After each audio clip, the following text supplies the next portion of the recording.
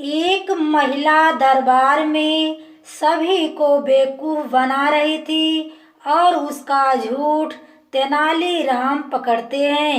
महिला क्या झूठ बोल रही थी और तेनालीराम उसका झूठ कैसे पकड़ते हैं, ये सब जानने के लिए हमको पढ़नी ही पड़ेगी।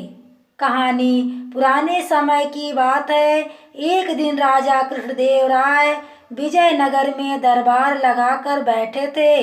उसी समय उनके दरबार में एक महिला एक बक्सा लेकर आई।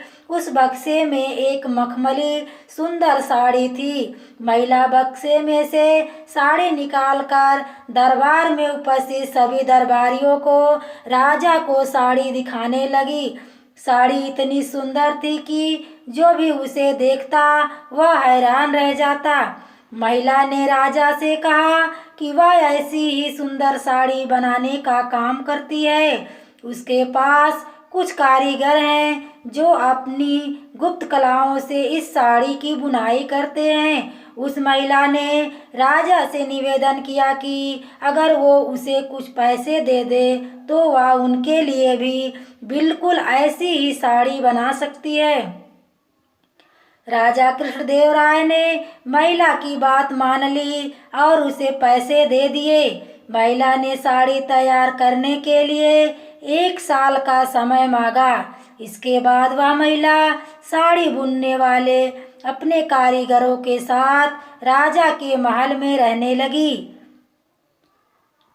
साड़ी की बुनाई करने लगी। इस दौरान उस महिला और उनके कारीगरों के खाने पीने से लेकर उनके सभी खर्चे राजमहल ही उठाता था। इस तरह 1 साल का समय बीत गया। उसके बाद राजा ने अपने मंत्रियों को उस साड़ी को देखने के लिए उस महिला के पास भेजा। जब मंत्री कारीगर के पास गए तो वह देखकर हैरान रह गए, क्योंकि वहाँ 2 कारीगर बिना किसी धागे या कपड़े के कुछ बुन रहे थे। मंत्री ने उस महिला से पूछा कि ए कारीगर, क्या कर रहे हो? तभी महिला ने बताया कि उसके कारीगर राजा के लिए साड़ी बुन रहे हैं, लेकिन मंत्रियों ने कहा कि उन्हें कोई साड़ी दिखाई नहीं दे रही है। तभी महिला ने कहा कि यह साड़ी सिर्फ वही लोग देख सकते हैं जिन्होंने आज तक कोई भी पाप ना किया हो और जिसका मन पूरी तरह से साफ हो। उस महिला के मुंह से ऐसी बात सुनकर राजा के मंत्री बहुत ज़्यादा परेशान हो गए। उन्होंने बहाना बनाते हुए उस महिला से कहा कि उन्होंने वह साड़ी देख ली है और वो वहाँ से चले गए। राजा के पास वापस आकर मंत्रियों ने कहा कि महाराज, हमने वह साड़ी देख ली है और वह बहुत ही सुंदर है। अपने मंत्री की बात सुनकर राजा काफी खुश हुए। अगले दिन उन्होंने उस महिला को वह साड़ी लेकर दरबार में हाजिर होने का आदेश दिया। वह महिला एक बक्सा लिए हुए अपने कारीगरों के साथ अगले दिन दरबार में आ गई।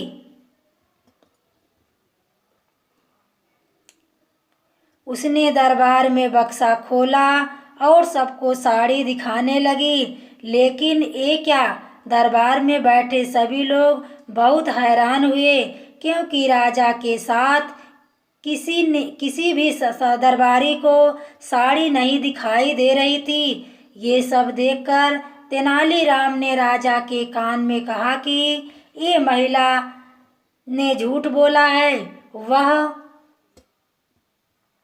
हम सभी को बेवकूफ़ बना रही है। इसके बाद तेनालीराम ने उस महिला से कहा कि उन्हें यह दरबार में बैठे किसी भी दरबारी को यह साड़ी दिखाई नहीं दे रही है। तेनालीराम की यह बात सुनकर महिला ने उस महिला से कहा कि उन्हें या दरबार में बैठे किसी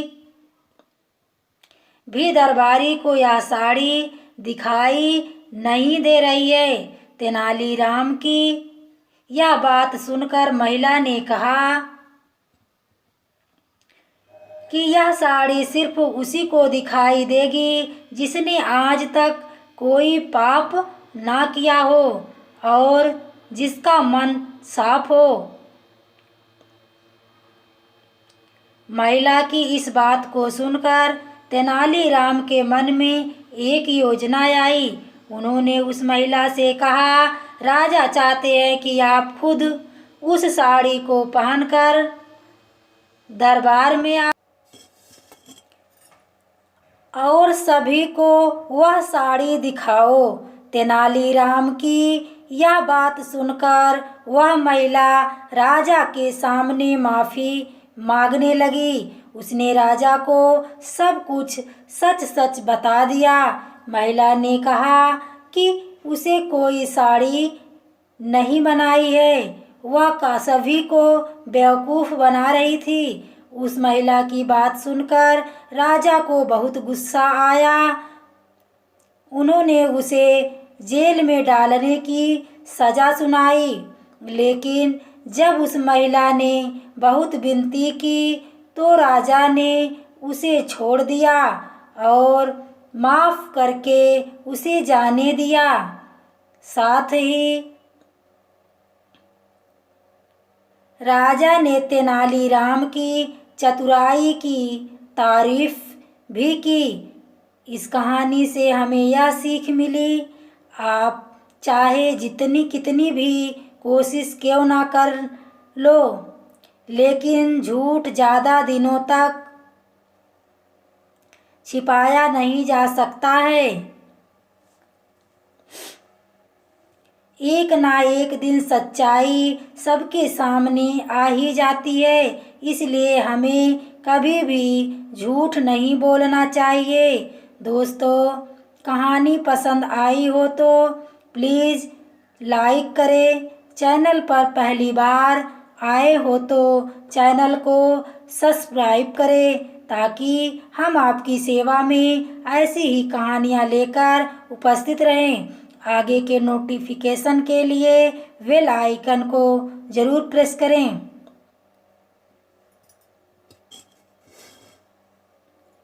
धन्यवाद।